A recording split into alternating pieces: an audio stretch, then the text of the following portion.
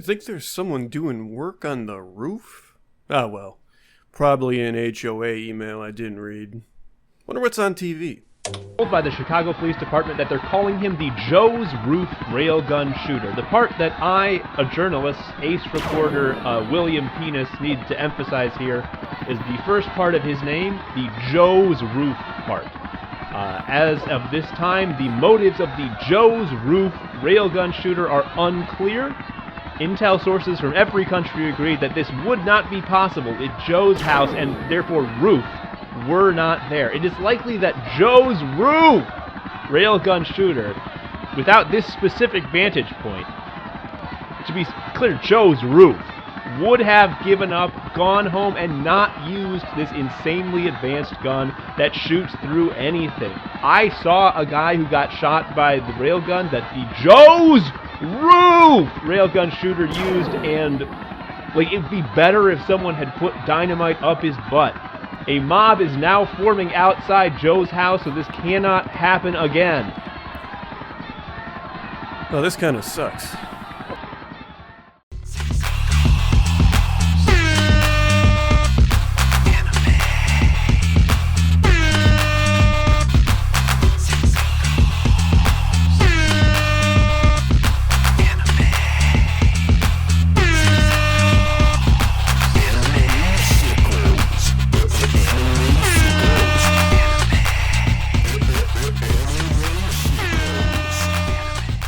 Hello everyone, welcome to Anime Sickos. It's the podcast for geniuses and the only podcast where we take a look at the four pillars of modern misery: anime, gaming, posting, and jobs. I am Tom, an anime sicko. I am Joe, an anime sicko.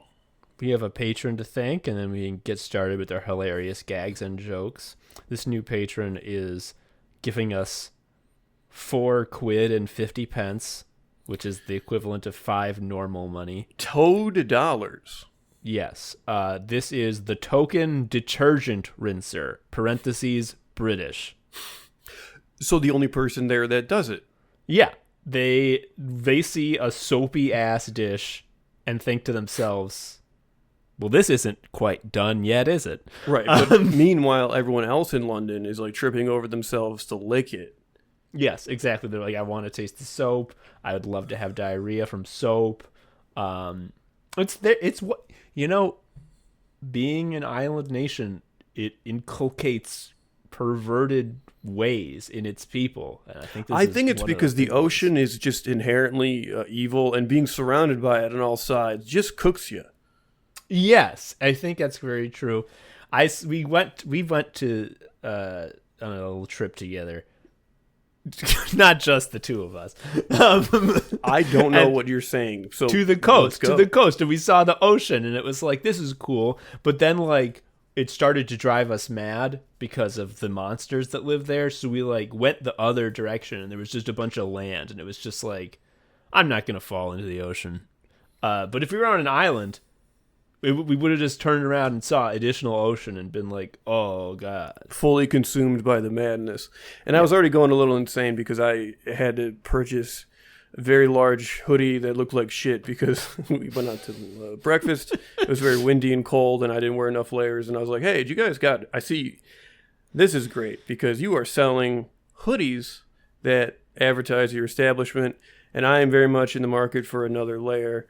It looks like that hoodie would be quite warm. Do you have anything in medium?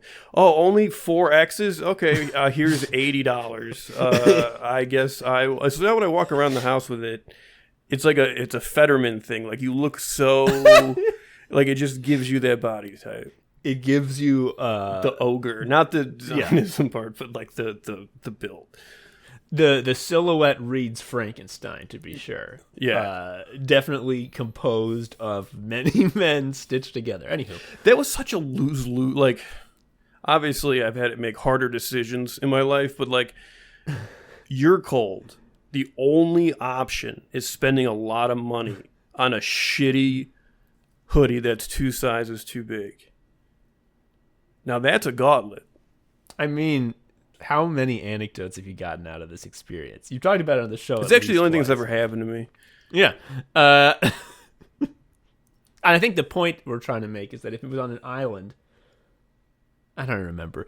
This is a classic posting episode. It's been so long since we did posting because I took the fucking posting off of my phone, which was the best thing I ever best thing I ever did in my life. So it's taken a while, but we're back. We're back. I think before we jump into a post, can we address like a posting reality that you and I have both shared, which is like we are still on X, even though it's Turd City. The reason being is just Blue Sky doesn't got the juice. I don't know what else to say. Here's okay. I don't know. It's true. Also, when I log in, there's a lot of people talking about how this way is going to be better. This is going to be different. And it's like on Twitter, no one thinks it's going to get better. Yeah, it's not going to get better. I don't see that quite as much anymore. And when I agree with and repeat that like Blue Sky doesn't cut it, sometimes I feel bad about like, well, what does that mean? Like, is this just what's the evidence? Here's the evidence. When we post a new episode, I put a promotional post in 3 places. One on X, the everything app, where you have your bank. Alibaba. One on Tumblr, where nobody likes it, but they do like the stupid jokes where I complain about how I don't respect them.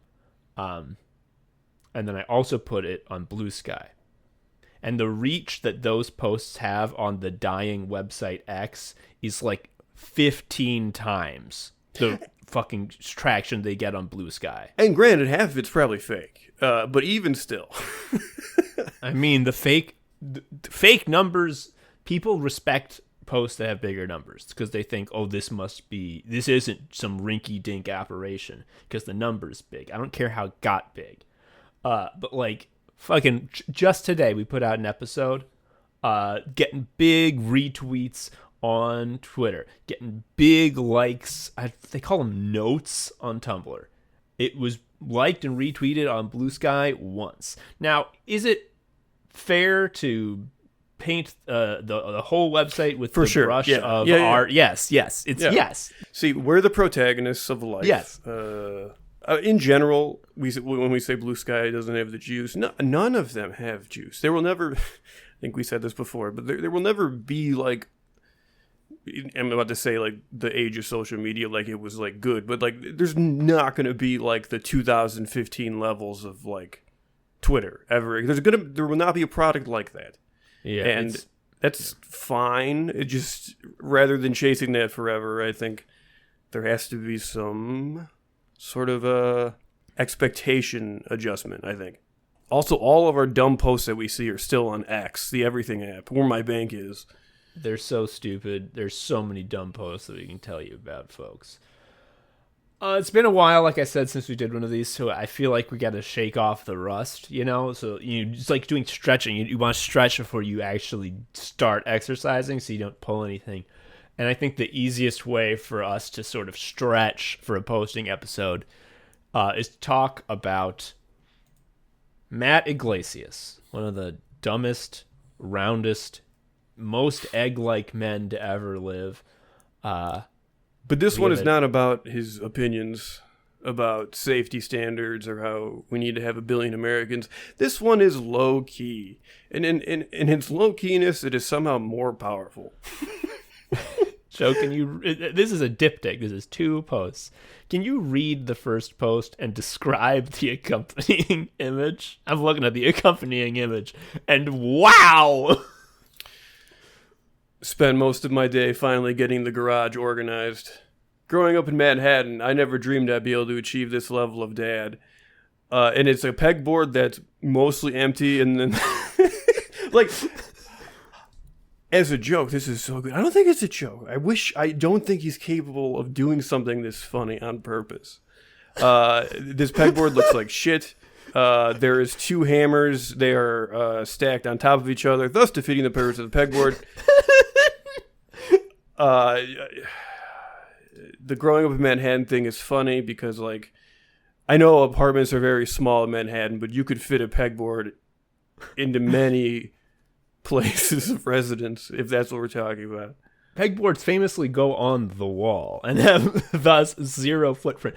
I really want to I want to inventory. So you mentioned the funniest thing, which is the two hammers that are on the same pegs. But he also has again, this is, this level of dad. Like when you think of a dad's pegboard, it's going to be full of tools, all sorts of tools. My dad has one of these. He's a woodworking freak. He has so many tools up on the wall. These are all bunched. You know what this is? It's when they have someone draw a clock and the numbers are all fucking bunched. Yes. Oh, yes. Like the amount of like the pie chart of unused pegboard space is like Pac-Man, dude. It's Pac-Man in like mid-mouth close. So we got the hammers. There is hanging up on a pegboard, where dads keep their tools, is a compact travel umbrella, a feather duster, a saw that looks like it's a toy, and I think perhaps the funniest thing is just a pair of headphones. And you might think maybe that's ear protection for a power tool. No, it's a pair of headphones because there's fucking wires coming out of the...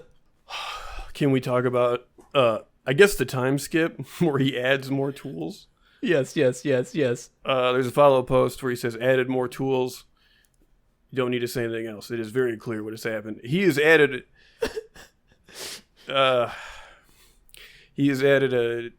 an electric drill and the case, but it appears he has taken the drill out of the case and hung up the drill and the case separately, and the wires are just hanging from the drill and they look like shit. There is a dirty trowel. Again, we are running into a bit of the drawn clock problem, although I will say he is getting much better with space. Yes. He added one of those, basically it's like a rod that has little pegs for multiple pegs in a pegboard so you can hold multiple tools for like small things. Yeah. He has one of those up there, and it's got a screwdriver. I got one on the left side. There's like 6 little loopies on this item so 6 things can be put through these loopies and there's one. So Joe, I want to give him the benefit of the doubt about the case for the drill, because it is very funny that he has hung up his drill with a big cord that's just like flopping down. But it's possible that what you're seeing hung up is not the case for the drill, but rather a sort of toolkit. And I know that might be the case because for my wedding, I don't have any tools. And so for my wedding, I put on the registry a little tool case, much like that, where it just has like wrenches, an Allen wrench set, pliers, a hammer, your basic tools that a normal person would need to do light work here and there. I got that. Here's the thing about that, though. You get that when you are a fucking dilettante, when you are a little feminine city man, as I am. And there's nothing wrong with having one of those. It's just like you don't need to... I wouldn't also, post like, about the storage solution comes with. Like, that's the thing. Like, you don't need to hang it up. You unsolved it. You purchased the solution and you unsolved it. It is insanely good, though. It's a great post. I know the city boy rhetorical move is very funny, but it's like people like stuff still is like built and fixed in Manhattan. It's not like you never saw a hammer. Yeah. Oh my God! Wait, someone has pointed out in the replies the additional pair of headphones kills me.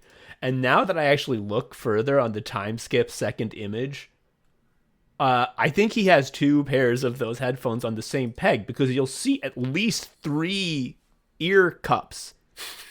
Is that a hose or Ethernet cable? What is going on there? I am very intrigued by it.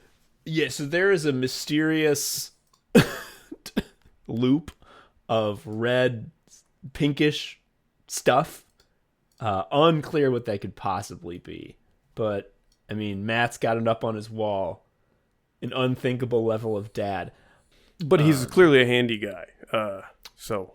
Yeah. I wouldn't want to disparage him, because I don't know how to do anything, Well, I mean, you know how to listen to music on headphones, how to feather dust. But I only listen to one set of headphones at a time. He's working on a different level. He's doing what I always wanted to be able to do, which is listen to music and a podcast at the same time. Holy shit. So we end this discussion of Matt Iglesias the same way we always do when we talk about him, which is to agree that he's got it figured out and is really smart. And the things he chooses to say in public, he really made a good decision to do.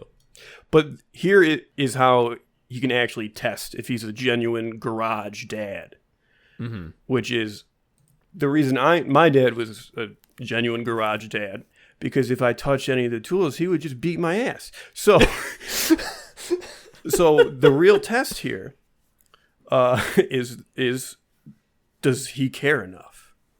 We need to get invited to his house or just show up and just start like kind of just touching the second hammer that's stuck behind. Yeah, and see if he gets enraged. Okay, I let's move on to the next post. This one is, I'm not going to quote the original source because it's a Nazi, folks. Like this is from a Nazi's newsletter. I don't want to. They say these shit so that they get dollars. Exposure. Yes. I'm not going to give them dollars, but we gotta talk about this because it's very funny. Is the thing. What we're about to read is great because it's just like the DNA inside you is correct. Yeah, it made us really feel good because, a lot of people try to make you feel bad for being from the Midwest. A lot of Chicagoans are like, "Oh, I'm not a Midwestern. I'm a Chicagoan. It's different." Shut up! It's the biggest Midwest town ever. That's all it is. Yes, and you should feel good because, you'll see why. Joe, would you read? Yeah. In 2018, I moved from a racially diverse swing state in the Sun Belt to a homogeneous red state up in corn country. This decision was largely motivated by politics. I was looking to retreat to an imagined Hyperborea free of crime, degeneracy, where my Volk had political autonomy. And then when someone says degeneracy, this kind of gives away the game if you don't already know that. When someone says I moved and my move was motivated by politics, it's like, oh, usually you try to hide that fact. Unless you are fleeing. Yes. The next 2 years were the most miserable of my life. But they were also among the most instructive and ultimately what made me leave white nationalism on an emotional level. To put it bluntly, most of my white neighbors and coworkers basically resembled hobbits. They had I'll stop you right there. I could not think of a more deep compliment than if someone told me, Tom, your bearing and ways remind me of the noble hobbit. I'd be like, hell yeah. Hobbits always know exactly how much time is left until there's a treat. That's us. That's fine. That's correct. Watch those movies again. The first 15 minutes are just a voiceover being like, one thing you got to know about hobbits is that we vibe, we be chilling, we love weed, we love drinking, we love our little cakes. And I'm just like, oh, hell yeah. I wish I loved weed. I'm everything but that, but not for lack of trying. Anyway, to put it bluntly, again, most of my white neighbors and coworkers basically resembled hobbits. They had no ambition to them, nor any aspirations of greatness. Nor did they think about the world in a dynamic way. The more educated among them certainly stayed informed about the wider world, but they largely took it for granted that their immediate universe was a static place where nothing would ever happen. And the horrifying thing is that's how they liked it. The Midwest has so much negative drip that it can get bigotry out of the most insane person. I love this. Okay, the last paragraph is not necessary, but I do want to say the first line, which is, I quickly discovered that Midwesterners had no sense of imperial destiny and right to rule. This is so, I'm like, thank you, sir. I'm glad someone noticed. We just want to hang out, and we know what had to occur for us to be hanging out. We're not dumb. Okay, historically speaking, we understand. Yes. But also, the thing that I disagree with, aside from the Nazism, is that he says, chillin' is itself not an ambition. I do not agree. Hard. I don't agree. Yeah, have you tried to, get a date on the calendar to hang with your buds? If you're a teen, it's easy. Actually, I don't know. These days, they say the teens can't do that either. But it's hard. You got to move mountains to see your buddies. Just the idea that this is. I bet if I'd read theory, I'd have someone to describe this in the context of. But just the idea, getting so high on your own supply of propaganda that you're the white race is an inherently imperial race. Right, you're saying imperial dominate. destiny. Like, you are saying these words that sound like you are doing the Sephiroth speech, right? Yes, and then, like, the thing that you're so high on your own supply and you're so Sephiroth pilled that, like, the thing that shocks you and makes you, like, lose faith in your worldview is, turns out these people are all pretty nice. And it's like, no, I wanted them to be evil. Yeah. Midwest is best, okay? And Midwest is best. It just is. Yeah, so if you're in Chicago, don't try to say, oh, it's not the Midwest, it's its own place. You should own it. You have to own it. You absolutely cannot try to diminish that aspect of Chicago. Yeah. You know, people talk about, like, white people are evil and have no culture. And for, like, people like that guy, yes, that's true. For sure. But, like, the good kind of white, like, the white people who can hang, our culture is, like, being a hobbit. It's like, when's dinner? When's dinner? I got some IPA. Do you want to listen to Pavement? It's fine if you don't. They're pretty mellow. And it's like, oh, yeah, that's what I want to be. All right. Next up, this is you sent this to me with the caption, video game magazines used to be brave. It's from some video game magazine back in the day when the Xbox was new.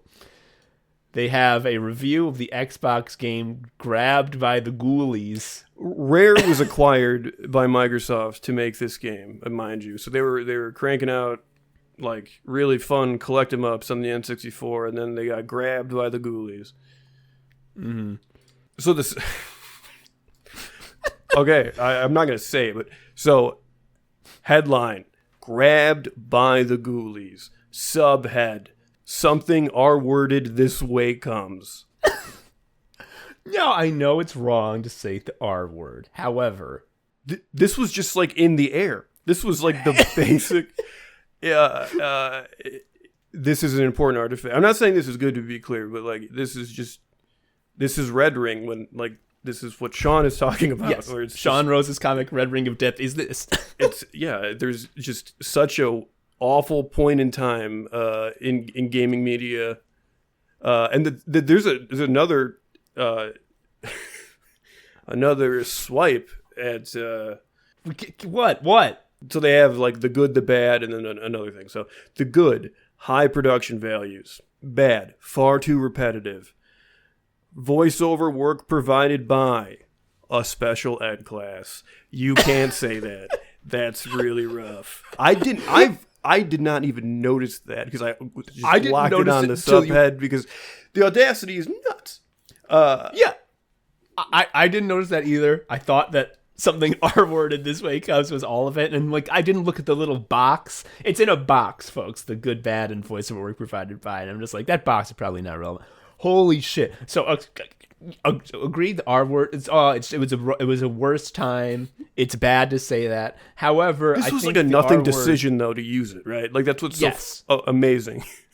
I think the one thing that the R word has over other slurs is that, as wrong as it is to say ever, if it is tactically utilized in specific scenarios, unlike any other slur, it can be so fucking funny. Oh, I was going to say, I've showed you that, like, the most wrong magazine cover ever from the 60s, and it's like, there are 3, like, previews of main stories. It's like, why we're winning the war on Vietnam. The second thing is just, like, racism. Is it over? It sure is. And the third one is, our kids, can they learn? And it's just like, holy crap. Holy shit. Like, you said, like, you had sent me this image, you know, ages ago. I opened it up. I saw what it said, and I fucking was so shocked. I laughed like a fool. And I was like, what is this image we have shared on the Taskade for the posting episode? And I expanded it. And on the fucking call before we started recording, I fucking broke out. Because it's just like, oh my God! Yeah. And I mean, case in point, also, a tactical use of the word is in the Mr. So sketch about Halloween novelty songs. All the monster mashes. Yeah, the guy who's the record collector, they're really smart because they don't say it. They just let the bottom third with his name and occupation do the R wording. But his name is Dr. R, and he's the head of surgery at UMass, if I remember correctly. So fucking funny. Oh my god. Anyway, let's get off of that. I want to talk about I'm going to talk about my man Chuck Wendig. Now you'll remember Chuck Wendig is the guy who says Wednesday, the day you flumpty foo, you need a firmware update in the form of coffee. This is actually on Blue Sky. Joe, this may be a counterpoint because this is, well, actually now I remember the twist. And I hate Blue Sky again now. I was going to say maybe Blue Sky does have the juice. Because someone has shared a excerpt from a book by Chuck Wendig. Again, the day you flumpty foo, whizzle wazzle wuzzle, you need firmware update in the form of coffee. He has written a book about writing advice. How to be a good writer. And here is a excerpt from that. You have to keep some fucks in your fuck basket. You must give some number of fucks to continue this thing that you want to do. It is important. It does matter. You matter in pursuit of it. You just can't keep all the fucks. All those fucks in your fuck basket, they're too fucking heavy. There's too much fuck density. I'm saying it like that because it's italicized. Fuck density going on there, which is definitely a scientific term. Probably.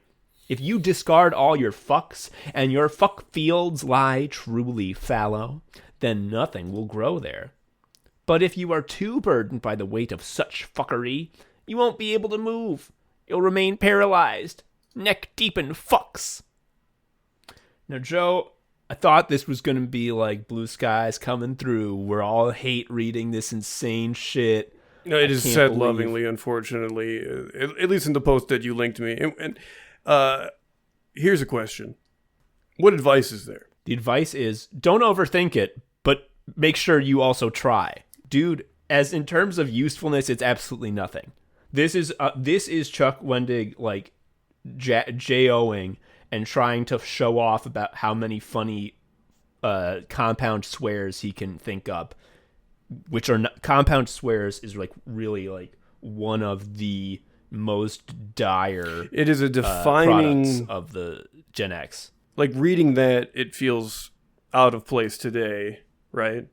Like it feels like it came from a blog in like 2009. It's really bad. I mean, the original poster says this might be the best paragraph ever written in human history, which I thought was like sarcastic. Like the Tommy Needy Drinky post, I would say this might be the best post ever written in human history, but that doesn't mean that I like it. But like all these fucking Gen Xers are like, there's someone's like, I'd love some alt text because it's an image, so you know you can't, if you're blind you can't read it. That's true. And so someone, that's no joke. That's true. Someone, you know, gives the text version. They transcribe the entire image into text that a screen reader can read. And then the original person who asked for the alt text at the end, what I would like them to say was, how dare you? But they say, thank you so much. Oh my God. And yeah, like I was so ready to read all the hate comments, but I'm seeing shit like, thanks for sharing this. I didn't know Chuck had published a book on writing, just ordered, and good advice for creative humans in general. And so Blue Sky is in general more positive in like this weird way, because Twitter is just like, it's just like bots and like people that are awful. And like it's I don't know. This makes me feel weird. Man, I'll tell you what the best writing advice I ever got was not that paragraph, which just swears. It was actually it's not one paragraph, but it's a essay, and it was the essay we discussed, which is the George Saunders essay about how to write a story. And the whole allegory he uses is that you have a Hot Wheels car, and everything you do has to make the car go. Like you have to be thinking about like, if you're just spinning your wheels and making choices that do not make the car go, you will never write a good story.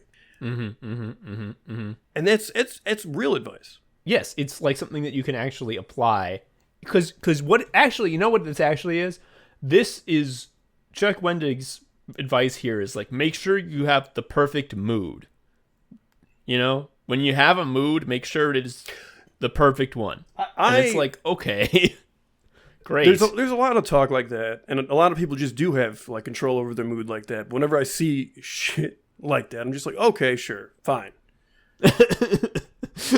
I will be psychic. Fine. Yeah, simply be perfect. Fucking Christ. Let's go to the next one. Okay, this one's pretty good. Joe, this one actually, I want to hear your take on it because of, you're a new father, and I know you love your lovely, beautiful son, Ivan, who's a sweetheart, and was nice to me. And this statement is from Bradley Cooper, who he likes to wear big fake noses, so that's fun. Yeah. Actor Bradley Cooper, famous nose wearer. He also, not anymore. The kid's grown up. Still a kid, but it's not an infant. But he was a new father when the child was an infant, and he's this is one of those things where it's just like you don't need to tell everyone everything. What did he have to say in an interview? The first 8 months, I don't know if I really loved the kid. He recalled feeling, "It's dope. It's cool. I'm watching this thing morph." That's my experience, the actor continued. That's such a fucking... Just say that after everything. That's my experience. Fascinated by it. Love taking care of it. But would I die if someone came in with a gun? Weird quote to go on the record, maybe. So as a new father, the part about I'm watching this thing morph is definitely part of the appeal. He's not off base there. Yes, he could have... If he had stopped and pivoted to that, he could have salvaged saying that I don't know if I loved my kid for the first 8 months, but he did not. He went back to that. Also, we're just talking about juxtaposition as far as what information is presented in what order. It's as follows. 1, I don't know if I ever really loved the kid. 2, it's dope. It's cool.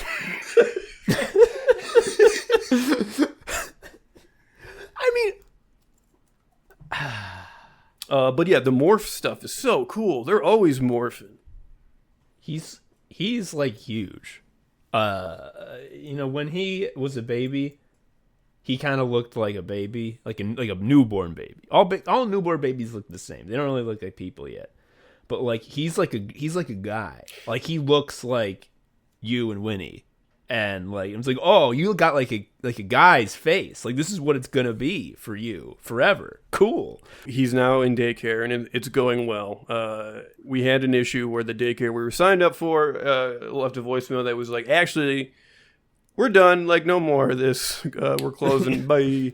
So we were out of a daycare, and when we were searching, the one we were going to go with, which was admittedly farther. We just asked, do you take pictures of the kids during the day? And their answer was we just focus on the childcare. We will do maybe some pictures once in a while, but in general, our teachers want to be focusing with the kids, and that. And we're that's the right answer. Yeah, that is the right answer. The place that's closer to us that we liked more, that we ended up going, post pictures all the time, and it's just those nerds at the first place didn't know what they were missing. I love seeing my little guy. You send me some screen caps, and he's chilling with the crew. He's found his podcast co-hosts already. Yeah, when I picked him up yesterday, the teacher was just he loves hanging out. He just wants to hang out nearby other babies. He loves it. He's so good. What a good boy. I'm wondering, surely Bradley Cooper's spouse, after he gave that interview, was honey, what the fuck? It's what?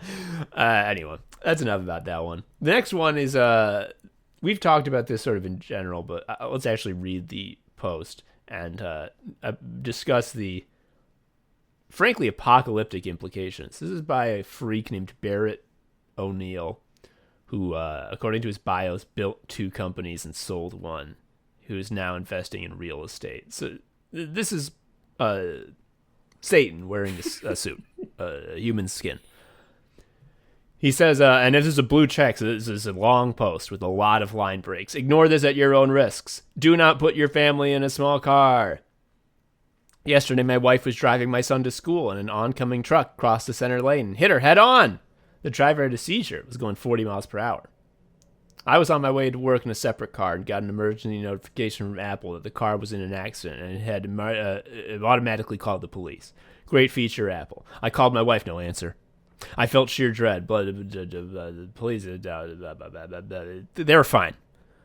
The officer told me if she were driving a smaller car, it would have been fatal. We bought this Wagoneer a month ago. I'm so grateful they are okay, and that we chose to buy a large vehicle. Do not put your loved ones in a small car.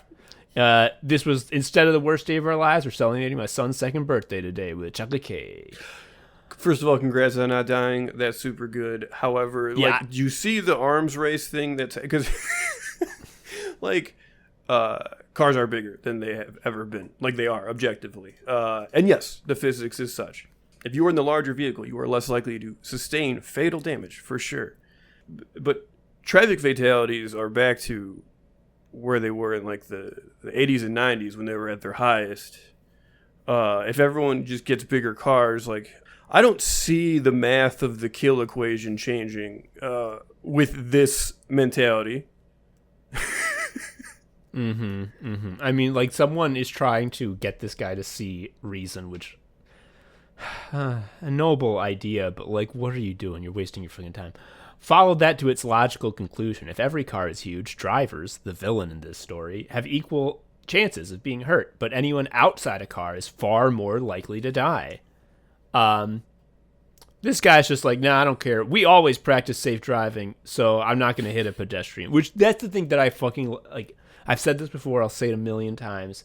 Every time you challenge these huge truck freaks on, like, your huge truck makes it so that if you, like, tap a pedestrian, they'll explode immediately. And they're just like, I would simply never choose to hit a pedestrian. And it's like, you do understand that a traffic accident, like, you know what accident means, right? You're not just like, I've decided today that I will be reckless because I don't care. And it's like, what a bad decision I've made. I should have made the decision to never hit someone. Fucking Christ. This is so, like, sickening. And the thing that really kills me is when there are people who aren't, like, this is like a blue check freak. So, like, he has, I don't know what his business plan is, but he's definitely, like, making money off of being evil. So, like, he has to say this for his job. But, like, there are, like, normal people who are like, yeah, no, I understand that it causes more deaths, but it's inevitable. Like, it's just, you know, it's inevitable. And it's the same thing that I was talking about with Chevy Crawfish Comic about AI, and, like, people are so ready to, even if they ostensibly don't support it, they're so ready to be like, I admit defeat already. They are ready to have a decision made for them, is what it is. Just like, I'm ready for a huge tree of choices in my life to go away. You know what it fucking is, dude? They don't understand that complaining kicks ass. They have this feeling that, like, well, it's inevitable that things will go this way. I'm just looking at the writing on the wall, and it will be that everyone gets a big car. It will be that there's AI everywhere in TV and movies and websites. And, like, maybe that's true. Maybe they're right. I doubt it about AI because it sucks so bad. Maybe it's true. But the thing is, the cuck behavior of admitting defeat immediately is, like, it's some Puritan shit, because it's like, well, the only thing I could do is complain, and no one likes a whiner, so I'm gonna admit defeat and spread my fucking legs and expose my belly so that they can have their way with me. And it's like, no, I'm gonna fucking complain and moan and yell the whole time forever. It's right to yell, complain. It is really funny that, like, this conversation does not apply to someone on a bike, and it just cannot, like, be perceived as a related problem. Yeah. I was thinking of another similar blue check post off the top of my head, which was just similarly dumb, which is, like, it was like this one in the sense that, like, okay, this is, like, a dumb guy's reaction to a thing. But if we take his logic to the extreme and actually applied it at large, the implications are actually very scary. One of them, and he was a real estate guy, so, you know, like, all his posts are garbage. He's trying to get you to buy a house in Arizona or something. But he had said that, I think, and I'm sure the left will be angry at me for this, that once you stop paying the mortgage, like, once your mortgage is paid off, you shouldn't have to pay property taxes. And so, like, that's like a dumb guy thing because like I don't. Oh, yes, I don't want to pay taxes, whatever. But like, is he under the impression that like all city services are funded by like active mortgages? Because if you're just buying places for cash, you see how you just beat the game forever. I mean, that's what he wants. Yeah. I want to. I don't want to go too much longer on this stupid post, but this little exchange with the freak, where he just refuses to see reason, is as the British say, doing me Ed in.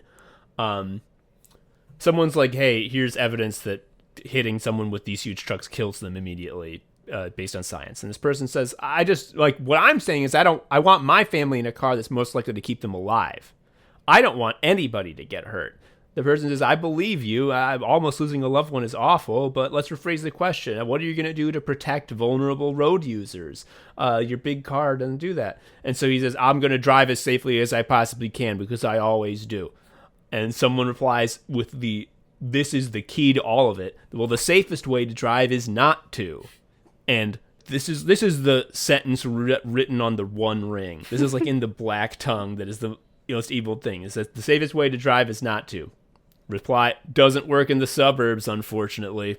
And it's just like, yeah, I know. Like it's cool how there's like so many intersections of public infrastructure failure happening here. Like the amount of things you would have to change about the world to make this guy even start to consider not driving is insane. Like he would never do it because he's likely car brain.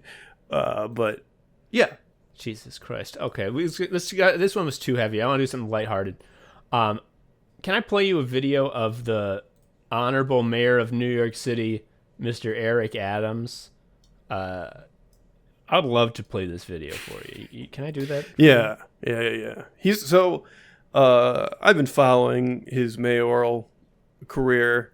On top of all the things that suck about him, he's also very weird. He's just a weird guy. So this is I've always called it a sketch. You got that Lori Lightfoot mentality. It's not a sketch. It is Eric Adams is trying to tell parents how to make sure their children aren't hiding a drug habit. I mean, that's legitimate. You never know who might be hooked on drugs. And if your child's hooked on drugs, you want to know so you can help them out as soon as possible before things get too bad. And they're going to want to hide it from you because they're ashamed and think you're going to get in trouble. They don't know that you love them and you're going to support them even if they did wrong. So, in a way, Eric Adams is noble for doing this. But the way he has done it, in the words of Stimulant Enjoyer, the poster sharing this video, is that out of context, this is like a Tim Heidecker sketch. And wow, is it ever? I will play it now. You can look in a jewelry box. A jewelry box of this nature, maybe a simple jewelry box, but if you look through it closely, you don't know what your child may be hiding. For instance, a gun. Look at picture frames behind them, cameras. Try to determine what's taking place. Behind a picture frame, you can find bullets. You should always, when your child brings in his popular knapsack with many different locations, look through it to see what exactly is your child carrying in addition to a book. Something simple as a crack pipe. Something simple as a baby doll. Could be just a baby doll, but also it could be a place where you can secrete or hide drugs. He put the drugs in there, though.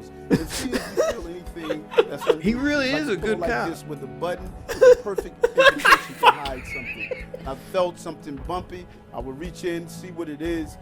Just look to see what's inside your bookcases. It could be more than just books. Perfect place to hide cocaine.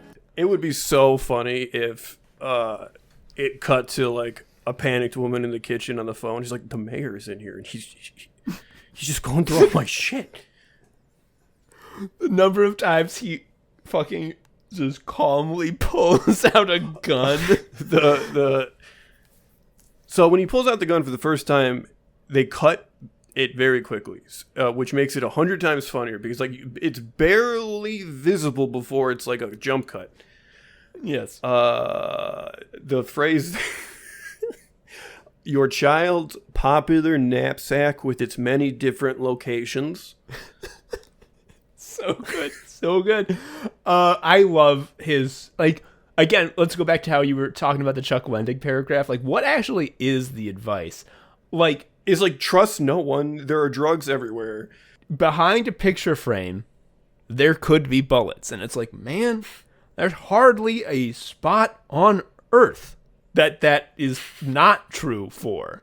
You know how small bullets are? They could be behind anything. Also, your kid's probably keeping the bullets by the gun.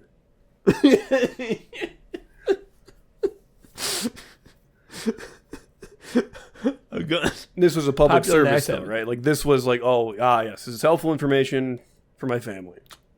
Yeah. Because he knows about how all these kids have popular knapsacks in a different location. I love this shit. It's so good. New York is really going nutty.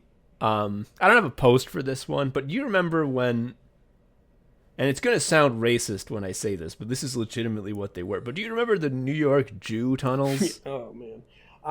I read that and I was like, imagine you're at work and you are trying to describe the story to a coworker. And you're just like, let me tell you what just happened. How do you do that without sounding like incredibly medieval, and like, just like you're doing some really old blood libel stuff, you know? It sounds bad, dude. I mean, like, Jew is a fraught word because it is the only legitimate word for a minority group that is its own slur. It depends entirely on tone. Louis C.K. was addicted to jacking off and doing other stuff, but I think that was one of his points. It was just like, it's the word where like the slur is it with some stank on it, and yeah, that he's correct on that, unfortunately. And when you say Jew tunnels, that's just like that sounds like something. Like, how often, like, when were tunnels a thing? When were tunnels cutting edge? Like the Middle Ages. And it's like, oh, I know how they felt about Jews in the Middle Ages. Bad. So like a Jew tunnel is like really hateful. But like, no, it was tunnels that only Jews knew about, that they used to scurry around from building to building. But you were like immediately jealous, right? Because they got to dig with their boys. Okay. They got to dig with their boys. They got to go to different buildings without going outside because it gets cold sometimes. Yeah, and it was like I don't believe it was structurally sound. I believe it actually was a danger, all told. But it was nonetheless sort of like a engineering achievement. If nothing else, that's an insane amount of dirt and like debris to get rid of in New York City. Like, were they just coming out with all this dirt from the basement? I don't know. It's really cool. I mean, if nothing, I'm just jealous. There was that video where there was one of those guys with the big hat and the curly sideburns coming out of a hole in the sidewalk, and just like, it's normal. And it's just like, see, this is okay. I hate when New York people are like, bodegas, baby, greatest city in the world. I'm like, it's your city's not so special. I'll tell you what, like, makes actually that city's pretty special. Okay, the fast travel tunnels make New York City the greatest city in the world. Yeah, for real. I'm into it. God, you know what we need to do? I talked about this with you because you actually live pretty close to there. We need to go to Manny's soon because I think that, you know, the American Jewish culture is like top tier in the world. Oh, give me a pastrami sandwich that's like a foot tall. It's so fucking good. And the way you get it, here's how you do it. There's just a big, around the room, there's a big like cafeteria bar type of thing with the sneeze guard, and there's people behind, and there's just piles of food, and you go up and you say, hey, I'd like some of that shit, please. And they give it to you, and they give you a little ticket that they print out. And you sit down and you eat it, and at any time you want more, you just do that again, and you get an additional ticket. And then when you go out the door, you hand all your tickets to the lady, and then you pay the amount. And so you spend all day yammering with your boys, drinking coffee, eating pastrami, and everywhere you look, there are tables in a big grid of other boys with their boys doing the very same thing. And it's just like, this is what, like, they got it. Yeah. Like, first try. Oh, man.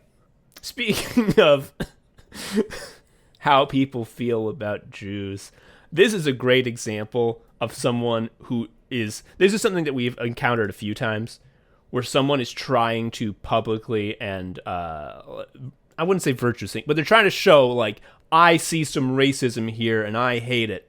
I don't like that. I'm calling it out. And usually that's a great impulse. But sometimes the thing that they're calling out, they brought the racism from home. Like, there wasn't any there. They made a connection in their head. BYOR. Yes. So you may recall that for a while there was a big hubbub in Chicago over the Chicago rat hole. Yeah. If you don't know what that is, Joe, can you explain Chicago rat hole? Yeah, so things don't happen around here too often. Like, there was that fire a while ago. I hated that. Yeah, but now what happened is clearly like a rat was pancaked into wet cement in the neighborhood, I think was Roscoe Village, yes. And it's just like clearly like a rat hole, and like everyone was like, "Oh, it's so fun," and they started like it became a social media thing. So then it was paved over because like no fun is allowed.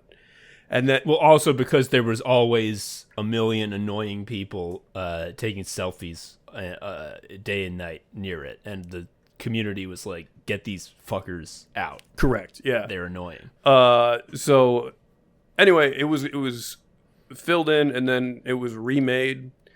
And then people started throwing money in it, like it's like an offering. Like now it is part of our religion. Yeah. And then this tweet is someone bringing BYOR. It's a picture of the rat hole with money in it, and like a couple of coins, some pennies, and he wrote, "Seems vaguely anti-Semitic in light of recent events." That's you. You did that. You did that. You did that. You brought that to the hoedown. And like the top comment is by Swamp Communist, which is, "You need a degree in racism to make this connection," and that's like really like kind of like it. It's just like you are bringing something that doesn't. But it's funny that you were framing this like I'm the good guy, right? Yes. I care about the right things. It's like the awful propaganda picture of like the Jew that the Nazis love, where they're like got the big nose and they're rubbing their hands over some money, and it's like it's like being like, this is so racist. It's perfectly fine to be a hook-nosed goblin and love money. Oh my god, there was some statement in the UK which was just like someone, I gotta remember, it was some Tory who was taking issue with like some banking law, and it was like, that would affect, and it was just like, you can't what? Oh my god! Like, do you think it was very like? Oh my god! It was rough out there. I want to get off of the this topic, but I do have to. But I have way more. I do want to talk about this is different because this is Israel, the country, and their geopolitical actions. It has nothing to do with my feelings about the noble Jewish people who I support. This is by a news network from the country of Israel, a public broadcasting corporation. They posted this on X, the Everything app, on January 10th, 2024. This is not part of a thread. They just decided to drop this in the middle of the day for fun. Approximately 100 sperm extractions have been performed from soldiers and civilians who were killed since the beginning of the war. Like, approximately 70 sperm extractions were performed from cavities since the beginning of the ground maneuver in Gaza. In total, since the outbreak of the war, 88 extractions have been conducted from fallen soldiers and another 10 from civilians. Unprovoked. Like, they just stood up like the Norman Rockwell saying a duh statement guy, that famous painting. And just let everybody know that they've been extracting cum. Yeah, I just looked it up. It's called The Freedom of Speech by Norman Rockwell. He looks like he's actually saying like with his mouth. For real. Just so you know, we have deployed the corpse jacking off machine to retrieve our noble hero's seed so that they could have their come around still. Joe, it's very funny to imagine the corpse jacking off robot jacking off 90 men. But the thing that is driving me nuts is another 10 from civilians. How did they line that up? Maybe they had to like calibrate the machine. I'm just like, I'm talking about logistically, like if I want to be an organ donor, I check a box on my form at the DMV, and then when I die in an accident, my organs. If get I'm donated. honest, if I have invested R&D dollars and time into a sperm extractor, I'm not checking to see if his ID has the right kind of like donor classification. I'm sure they were just saying willy-nilly applying this because that's what it is. It was a collectathon. So this is a nice quick one. This is very silly, very good, and I think it's a nice palate cleanser, so we can get on to lighter topics. A guy named Patrick Cadu. Sounds like canoe. Okay, so Patrick Cadu, I'm learning, has done an engagement bait post where he says, "What are your red flags when hiring? I want your spiciest takes only." So I'm expecting that this is just a screenshot. I'm expecting that in the actual thread, there's a lot of like, when they're a minority. But no, we got a funnier one. Joe, can you read the response? Yeah, nicknames that indicate poor hygiene. Smelly or stinky are red flags. So here's my fucking first thing. Okay, let's say you smell like shit all the time. Let's say you just have body odor issues you struggle with. Mm-hmm. That's fine. Is there a part on the resume where you list your unflattering nicknames? It's just like, please tell me how you've been bullied in the past.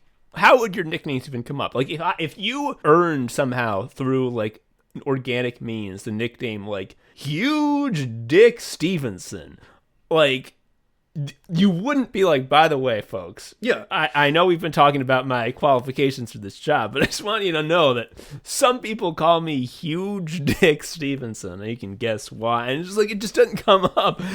And also like the implication that this is like a shrewd insight that I've had over my years as a hiring manager. I would love, like, if I could give this person a direct question, only one, that they have to respond to and they can't run away, which is, what do you think happens when someone is hired?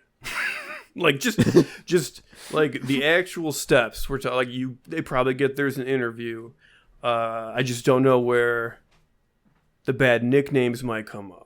Also, you don't need nicknames to indicate poor hygiene because it's self-evident. Like the idea that they are not smelling great, but their nickname is like normal. It's like, oh, okay, well that's fine.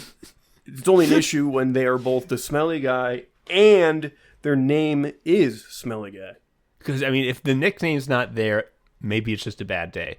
If it's like, hello, my name is Alex Stevenson, but you can call me Stinky because my friends call me that.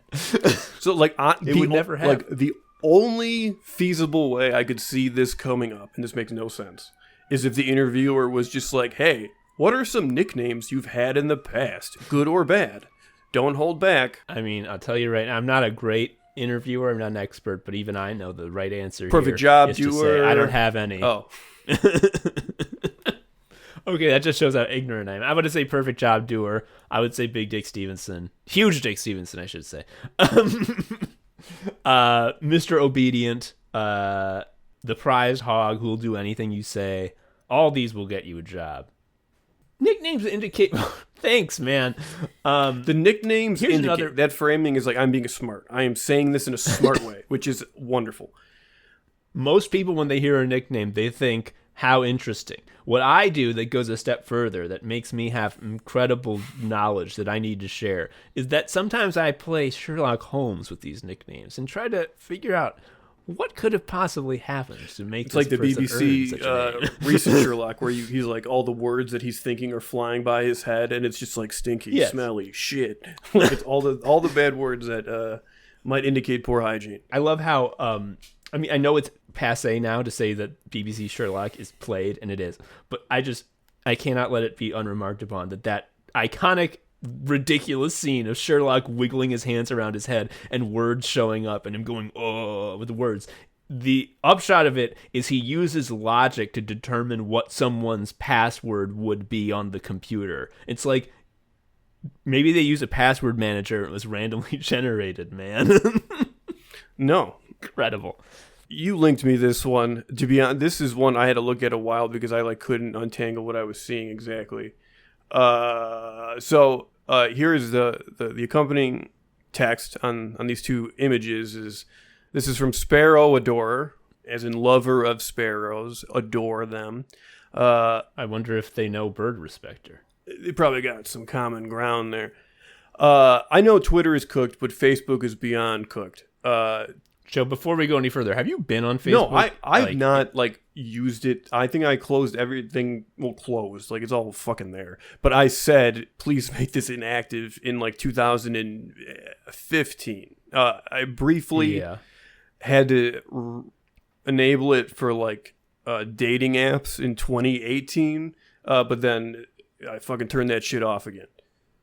Yeah, I haven't been on since 2020, and before that, I was only on 1 day a month in order to set up a Facebook event for the Skewer live comedy show that I put on, because I can't believe that no other site has even attempted to match that functionality of Facebook events. It is the one thing that Facebook did competently. So I had to do Facebook events for my show. But I didn't use it, wasn't reading posts, and I haven't opened Facebook.com since 2020 because we stopped doing live shows. So I didn't know what was going on there. But apparently it is beyond cooked. Let me describe a post.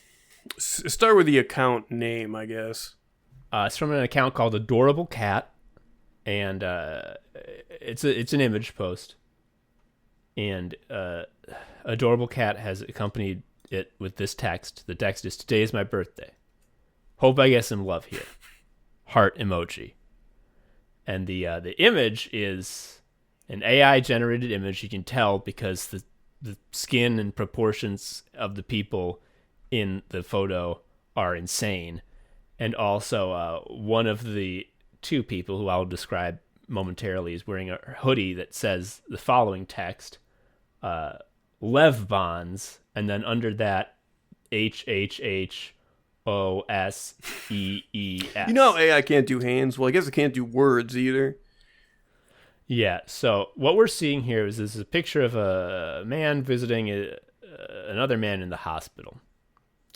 The man in the hospital bed is NBA star Anthony Davis, who is emaciated to a truly horrifying degree. We're talking about He's a skeleton. Skin He's a skeleton. Clinging. He's a skeleton. The only thing that's on him that isn't bones is the skin. And it's not even loose. The skin is it's like when you're vacuum sealing something with that system that you saw on commercials when you were a kid, where you stick the vacuum cleaner tube in this little hole, and his skin is doing that to his skeleton.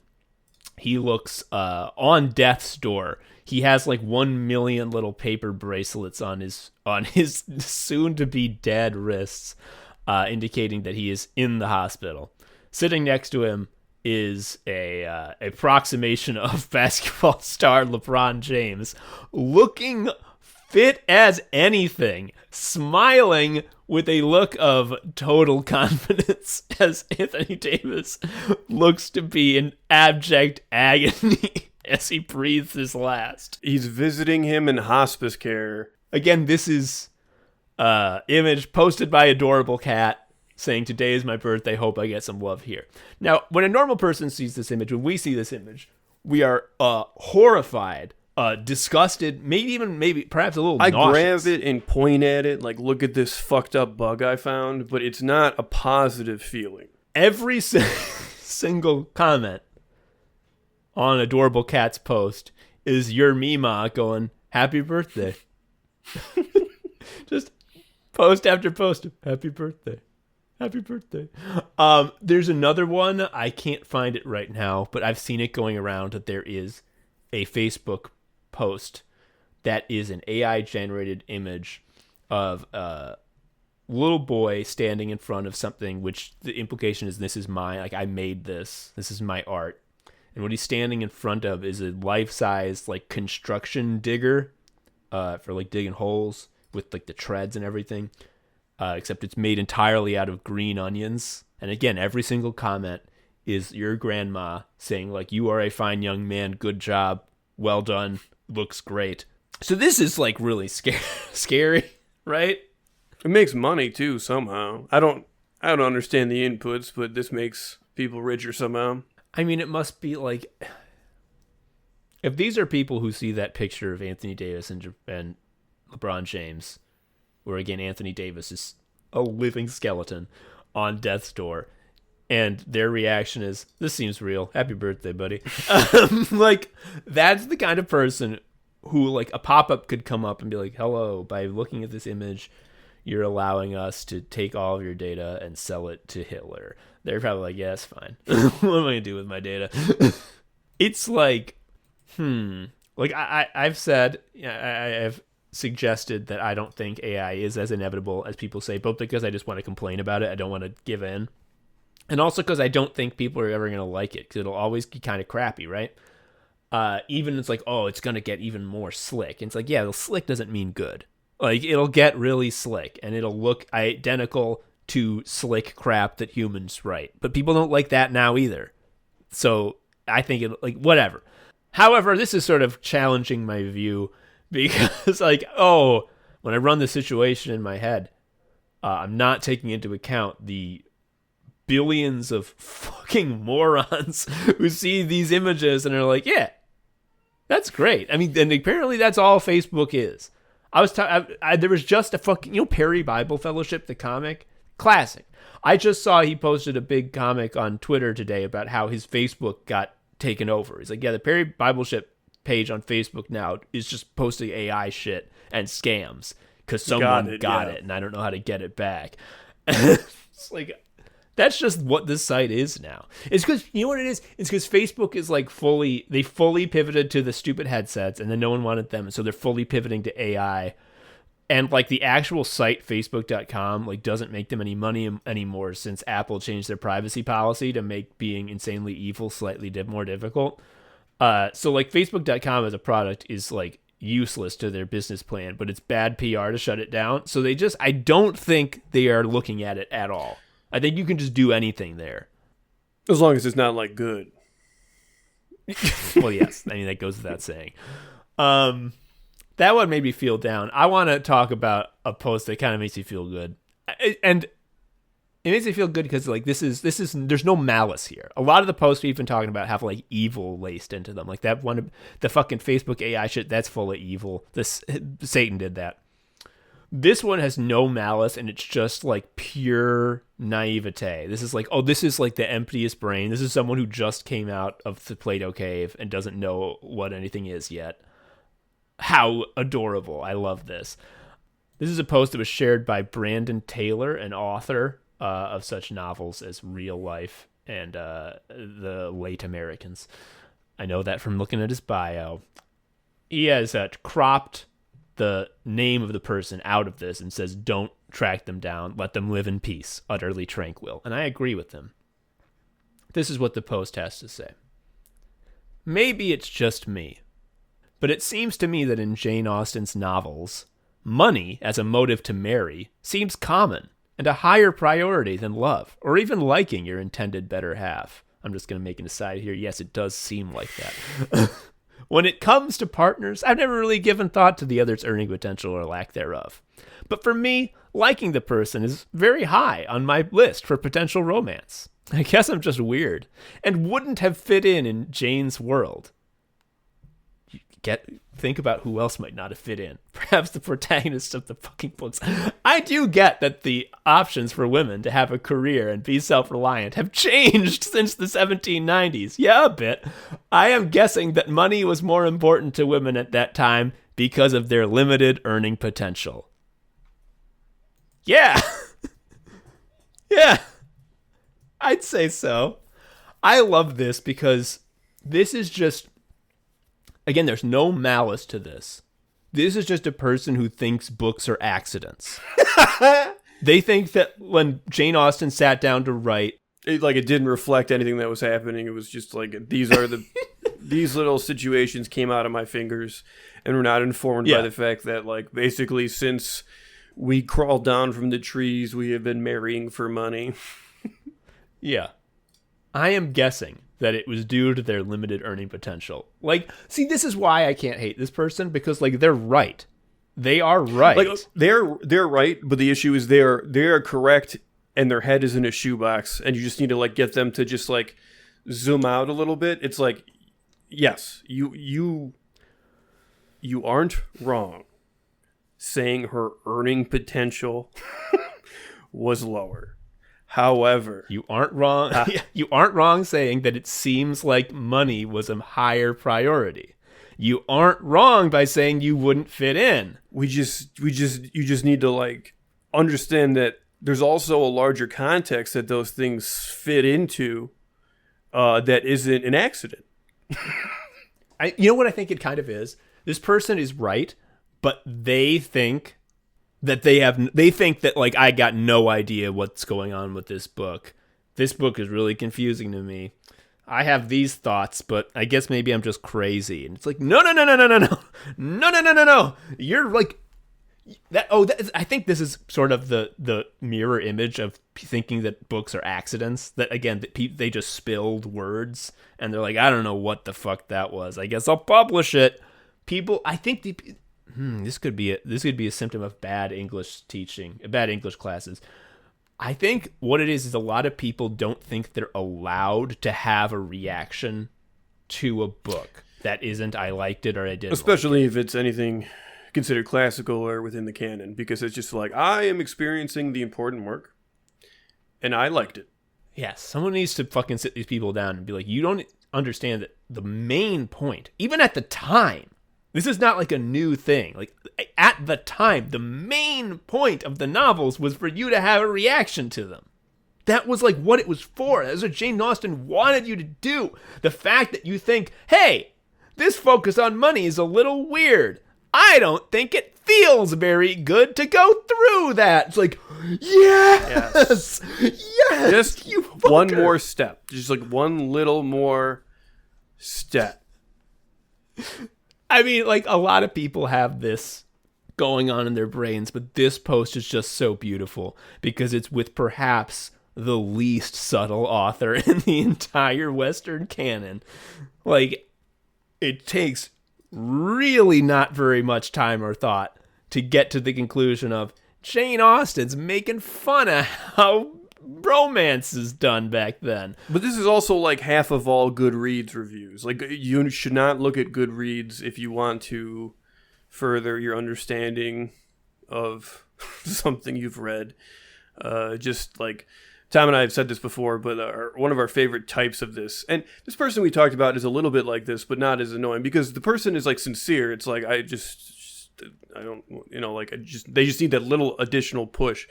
The funniest people are like I don't understand why the character in this book had difficulty. Why did they not simply X, Y, or Z, and instead do that to solve all the problems? And it's just like, I guess if that is your approach to how you're going to read everything, then, like, what can we say? Because your approach, books are the thing where you read about something bad happening to somebody, and then you later tell people on the internet, this wouldn't happen to me because I would have done this. I would have perfect parried. I mean, this is the kind of person who I think AI novels would appeal to. The kind of people who, like, just want a list of tropes, the tropes they like, and just give me a book that has all of them, and if it doesn't have them, I'm mad. It's just like, because, I mean, if all you need is a checklist, you just prompt the AI to fill out the checklist, and, like, we done. Like, it's fine. I haven't read this book, and I can't say if it's good or not. Some people say it's good, some people say it's bad. I don't want to put out my opinions, but I remember when it was new, the book Gideon the Ninth, every single blurb about it that I would see, any post about it, and I would even see in bookstores, like, the little placard, like the little staff recommendation, and almost to a one, every one of those little recommendations, they all said a very similar thing, which is, frickin' lesbian necromancers sword fighting in space. Need I say more? Let me just answer that for you. Yes, you fucking do. Like, yes. Like, you got it. Like, those pieces are good, but, like, okay, yeah. You have not even begin to say enough. Like, is it good? Like, I can write some shit about lesbian necromancers in space on ChatGPT, and then could I then publish that and say, need I say more? No, because it would suck ass. Like, You know, it is not exactly this, but I can't help but shake this feeling. When you do this move, when you're like just making everything seem like, here's the quirky attributes, do I need to say more? Like, obviously, by virtue of its quirkiness, it stands on its own. Isn't that like how light novels work, where they basically just tell you like all the shit is happening in it? They're just like, I am stuck in the dungeon of breasts, and I have no hands, and I gotta touch all the like you like literally know everything at the top. Yes. Holy shit, Joe. You need to get in touch with these publishers. Like, your entire titling scheme, a noun of noun and noun, like a song of bone and ash, and like that's how they do it now. That's played. What you need to do is be like, I got trapped in a necromancy ship with a lesbian, and there's only one bed, but I'm a lesbian too. Yes, exactly. It should actually run out of space for the title. It should run off the top or something. But yeah, I mean, it's the same sort of thing. And yeah, I guess if you just want your little checkboxes checked, and there's no shame in that, because like slop is slop. Yeah, I like slop too. But I think the difference is, I don't know what the difference is. Have you ever heard the insane song from the 90s Fantastic Four cartoon? No. Okay, I showed this to my wife recently, thinking that maybe she would find it a little bit funny. It's one of those things that I have that is like kind of a crawfish comic chaos nugget, where just like I see it and it's like, oh, okay, my brain's gonna be running this on a loop for like a couple of days, and like I know almost every line and every weird animation idiosyncrasy in it because I've seen it a million times. I showed it to my wife thinking she'd be like, haha, that's funny. It happened to her too. She got infected just as hard, and I'm like, oh hell yeah. I'm not. Well, I am insane, but I'm not insane in a way that is unique and thus dangerous. So there was in the 90s a a Fantastic Four cartoon. You know, because there was this X-Men, there was Spider-Man, there was all these comic books had cartoons for kids, and there was a Fantastic Four one. Obviously, you don't remember this because it was a huge fucking flop. There is an episode, I guess, where the Human Torch, one of the Fantastic Four, is at a fancy dress party, and he is going to sing a song, and then they show the song. He sings it. And I don't know, I would love to have an oral history of this, because the visuals seem to indicate that he is crooning, like your classic Frank Sinatra's, like your Tony Bennett's, like your Mel Torme's. He's in a suit with a puffy shirt. He's up on a dais. There's a conductor in the background conducting like an orchestra. You think he's going to be crooning. And his lip syncing seems to indicate that he's singing a song that's sort of like mid-tempo, like a crooner song. That is not the song that plays. The song that plays, Joe, I swear to God, you're going to think is like a shit post. This is it. The prevailing theory is that the voice actor for the Human Torch wanted to have a music career in this genre. You'll find out which. Is it scatting? Well, we'll see. It's not far off. He's like, can I do it in my way? And they said, yeah, no one's watching this fucking show. And we won't fix the animation that shows you crooning, because who cares? No one's watching this shit. And I'm just going to play it. Again, also, the voice actor is like a fairly successful actor who was married to Megan Fox for a number of years. And so that's who's going to be singing this song. 3, 2, 1, let's go.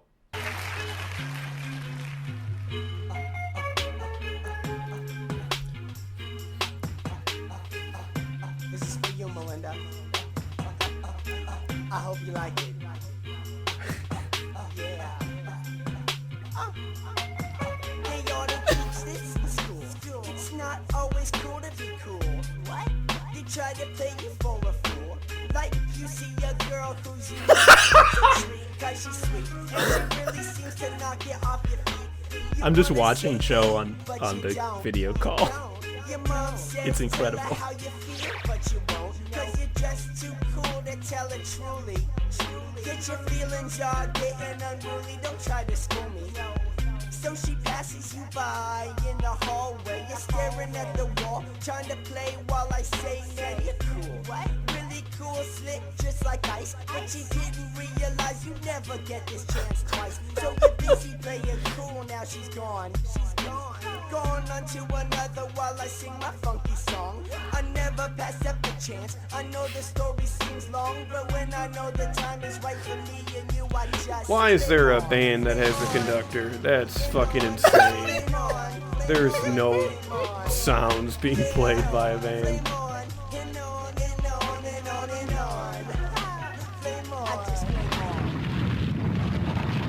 This is for you, Melinda.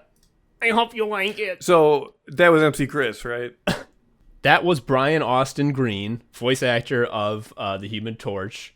He was on Beverly Hills 90210 for 10 years. He was a series regular in Terminator, The Sarah Connor Chronicles, and Anger Management. Again, he was married to Megan Fox from 2010 to 2021. Was he trying to do like a one-person Beastie Boys thing? It is impossible to describe why anyone would do what he has done. Joe, I just want to share with you, this is something that I discovered going frame by frame with the animation. This is I'm going to share in the chat the frame of animation that is the last one before he turns into the Human Torch and becomes a fire guy. And I'm just like wondering what artist drew this and it's like, this'll do. This is fine. Can you describe it for the class? It's the scream, like the painting, but also the mask. It's Roger Rabbit shit. Yeah. He raps the squeakiest rap about how you don't want to look aloof and hard to get because then a girl will think, well, he's not interested and move on. And it is rapped like... Why is he rapping like that? That's the thing that I don't get. I understand a white boy thinking he's got swag in the early 90s being like, I gotta get me a rap But the career. first 30 seconds, he's like, not even like rapping. It's just like him saying... He's saying... all his little sounds. He says, which I never want to know the context for this. He says, "This is for you, Melinda. I hope you like it." But it's just like he's already talking in his rap voice, which again is this. It's like he sounds like he's putting on a nerd impression. I know, that's why it's like MC Chris. Like, what are we doing here? Although, and I'm fully aware that like MC Chris's voice is like that, but like MC Chris is doing comedy. He's funny. Yeah, he can write pretty well too, and he can rap decently too. Like this is, it could honestly, if you took out the music, you'd be like, yeah, this is just word jazz. It's when he's swaying back and forth and going, this is for you, Melinda, at the beginning. It's what's truly funny is that like they still sort of have animated him singing, so his mouth is just going. This is a black tie event. I need to reiterate that like there's a bunch of rich people like watching him do this rap, which is amazing. There's a cut to a woman in like a cocktail dress, and it's just like her looking on. It's like a normal sort of B shot, but just the fact that like you are reminded that like there's other humanity in place here, it's just fucking funny. It's funny on its face. It's also, yes, it's funny to imagine like you're at a black tie event with like science gods who are superheroes, and they're like, "Hello, everybody. Thank you for coming. My fucking brother-in-law is about to rap for you. Please enjoy." And he's like, actually, I need to put this in because I usually cut it off at the end of the rap because it's not funny anymore. But like some fucking Dr. Doom's scheme, I guess, happens, and the building they're in starts to fall into the ground. And the Human Torch, realizing, we're in a superhero scenario right now, says, "Flame on, seriously," because like it's time for battle, yeah? Flame on! And like the juxtaposition of his normal voice to his rapping voice. How do you not know your normal voice sounds so much better?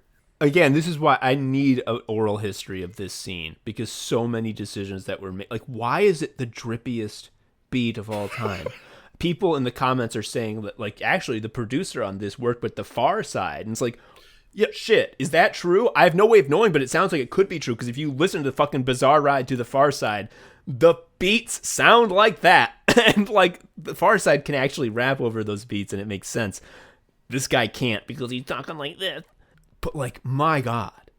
Imagine you're a kid watching the Fantastic Four cartoon, and you're just like, what the shit? I've no interest ever.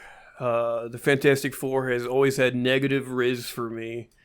Correct. I don't care. The best Fantastic Four is the Venture Brothers. Yep. But granted, if they did this, like, rap all the time, now, maybe the series would have juice. So they're making a Marvel movie, Fantastic Four. They're trying to make this be like the great hope of the MCU. It won't. It'll be a big flop because no one gives a shit about these movies anymore. And they definitely don't give a shit about the Fantastic Four. They haven't made a Fantastic Four movie yet because they're not, like, cool enough. Because if they were good inherently, they would have done it already. So to pin your hopes on these guys, the negative riz guys, it's not going to work. However, if a good 20 minutes of the film's, let's say 120, were dedicated to the Human Torch's rap career, where he performed several raps on as screen a baby in their entirety, as a baby, wearing a 3-piece suit, I'm just saying, let him cook. We might have something here. They have to do practical effects for his weird drippy face. That's my only stipulation. Yeah. Daycare is ending. We must end. All right, that's all the time we have for Anime Sickos, as you plainly heard. We'll see you next time. I've been Tom, an Anime Sicko. I've been Joe, an Anime Sicko. Thank you for listening. Bye. Bye-bye. Thank you for listening to Anime Sickos. I've been Tom, a sicko. You can follow me on Twitter at TomHarrison19. Joe is also a sicko. You can follow him on Twitter at Sharia Uncle. You can follow Anime Sickos on Twitter at Anime Sickos, or email us at animesickos@gmail.com. Please leave us a review or something. I don't know. Tell a friend. Anyway, until next time, bye.